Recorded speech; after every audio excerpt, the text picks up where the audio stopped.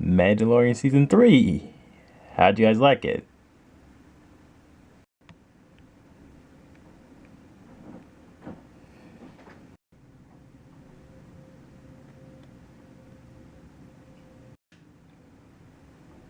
If I'm gonna be honest, this was the most mid-season I have ever seen.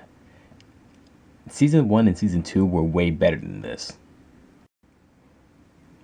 Yeah, something definitely was going on with the writing in the show. It's all over the place. Okay, so do you guys want to talk about Episode 1? Episode 1 is just a recap of what happened in the Book of Boba Fett. Whatever they do, they said he was kicked out. But that's just for people who didn't see the Book of Boba Fett. They were jumping all around the place. They even tried to bring back IG-11. And they went to go see Bo-Katan, which went nowhere. And he got captured. Again. Not to mention the fact, why didn't Luke make Grogu choose between him and the Mandalorian? That didn't make sense to me. Actually, I kind of like that decision. Jedi younglings are usually kidnapped from their families at a young age, and they usually don't have choice to become Jedis. So Luke making Grogu choose between him and a Jedi actually was a smart choice. Grogu had to choose his future. Yeah, I guess that makes sense. Okay, what about Episode 2? The fact that there's still Imperial warlords out there shows the fact that the Battle of Endor doesn't even matter. Also, what's the New Republic doing while all this is happening? Why haven't they done anything? I think this shows that the New Republic is incompetent, and they're doing a good job by showing it at this show. Yeah, I'll say, the fact that there's still an Imperial spy on Coruscant, and they killed the Doctor as well. What was the point of all that? So cloning research can be used? Though that does beg the question. I saw on the show that they were deleting Imperial information, but yet when they were transferring Moff Gideon, they had an Imperial shuttle, and they were still using an Imperial brainwashing device for him. Wonder what was up with that. If anything, if the next two episodes showed me is that the Mandalorians are bad parents. Bad parents? How?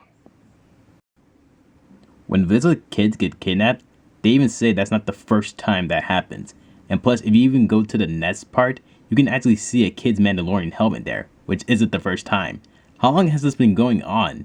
Why did they even choose the most dangerous place to do this? You call that the problem? They literally say in the next episode that they don't have any ships. How did they all get on the planet if they don't have any ships? Did they take a taxi? And plus, they're wasting all their ammo as well, which means they had to order more ammo or get more ammo. What is going on with the writing in the show? None of this stuff makes any sense.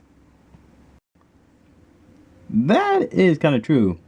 But at least the pirate battle scene was actually kind of fun. Yeah, except for the part where they just left their kids on the planet and all the parents just went to go fight. Okay, wait, I'm pretty sure they left some people behind to help. Really? From the looks of it, it takes more than just 10 of these Mandalorians just to beat one of these creatures. If that's the case, I'm pretty sure they're all dead by now. So, what about that celebrity cameo? Honestly, I didn't have a problem with it. I agree. Even though Star Wars isn't exactly a celebrity cameo show, it really doesn't. I really didn't have a problem with it.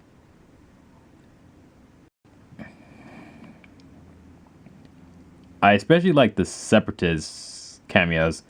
Him mentioning all the Separatists from the past was really awesome. Though I am confused on how a super battle droid was running that fast. That I never knew they could do. Well, they're always marching with programs, so I guess they never really had a choice to run.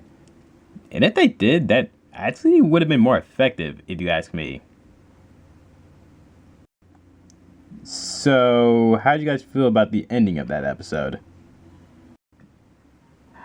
How does the Darksaber work? Because I'm really confused on how this weapon works.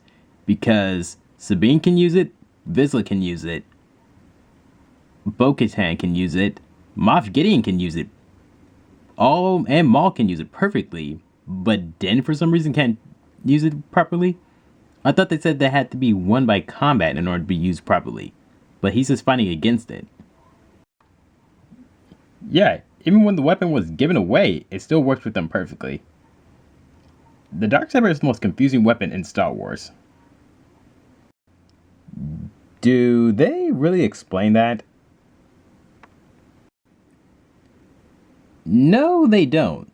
The only ever time we ever actually mentioned it is in the Book of Boba Fett, when the armor said you're fighting against the blade. So the blade has a feeling? I guess it being a force-sensitive weapon is part of that. So anyways, how'd you guys like the second to last episode? Honestly, I kind of like the shots, and a lot of things were random, especially for the outlaw Mandalorians just to show up. I do like those Imperial Dark Troopers and the Mandalorians. Yeah, seeing Moff Gideon in that Mandalorian armor is kind of awesome, especially seeing all the other Mandalorians Dark Troopers. That is definitely cool. I think the only sad part is when Vizsla died and Mando got captured. I think those were the only sad parts I have. Oh please, Vizsla's death wasn't sad, it was just plain up stupid. What do you mean by that?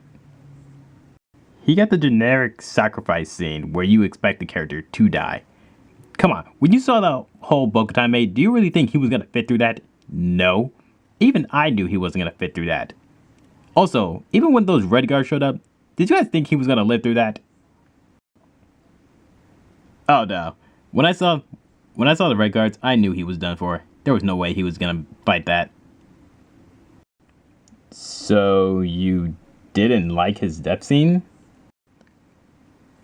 I feel like they had so much more to offer with this character, especially him being Vizsla and Bo-Katan knowing pre-Vizsla in the Clone Wars. They could have done so much more, but no, they just forgot all about that apparently.